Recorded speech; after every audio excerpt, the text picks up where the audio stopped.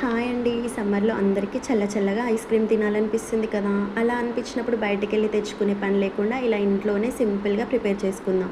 దీనికి కావాల్సింది coconut, dates ఇంకా బనానా.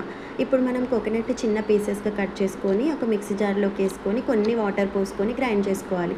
ఇప్పుడు గ్రైండ్ చేసుకున్నాక వచ్చిన పేస్ట్ ఉంటుంది కదా! దాన్ని ఒక స్ట్రెయినర్‌లో వేసేసి దాని నుంచి మనం మిల్క్‌ని ఎక్స్ట్రాక్ట్ చేయాలి. మొత్తం మనం ఎన్ని సాంత వీలైతే అన్ని సార్ల చేసేసుకోవాలి. ఎప్పుడు వచ్చిన మిల్క్‌ని మనం ఒక బౌల్‌లోకి తీసుకోవాలి.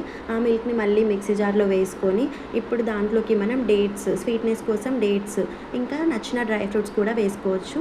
నెక్స్ట్ ఇంకా బనానా. బనానా కూడా స్వీట్‌నెస్‌కి ఇంకా పిల్లలకి హెల్తీ కూడా. ఇప్పుడు వీటిని మనం మళ్ళీ ఒకసారి గ్రైండ్ చేసుకోవాలి. ఇప్పుడు గ్రైండ్ చేశాక టేస్ట్ కోసం ఇంకా కొంచెం స్వీట్‌నెస్ కావాలనుకున్న వాళ్ళు హనీ వేసుకోండి. నా దగ్గర హనీ లేదు కాబట్టి నేను మిల్క్ మేడ్ వేశాను. వేశాక మళ్ళీ ఒకసారి గ్రైండ్ చేసుకొని వాటిని కోకోనట్ మాల్స్‌లోకి ట్రాన్స్‌ఫర్ చేసుకోవాలి.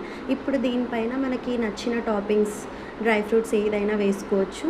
నేనిక్కడ పిస్తా వేసుకుంటున్నాను. వేసుకొని ఫ్రీజర్‌లో 6 అవర్ ఫ్రీజ్ చేయాలి. ఫ్రీజ్ చేశాక మళ్ళీ ఇప్పుడు చూడండి మనకి ఐస్ క్రీమ్ రెడీ అయిపోయింది.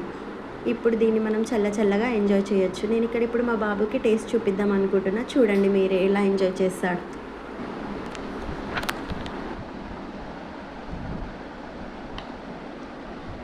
బాగుంది. నచ్చిందా? నచ్చింది. ఏంటిది?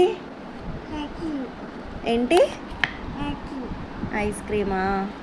టేస్ట్ బావుందా? బాగుంది.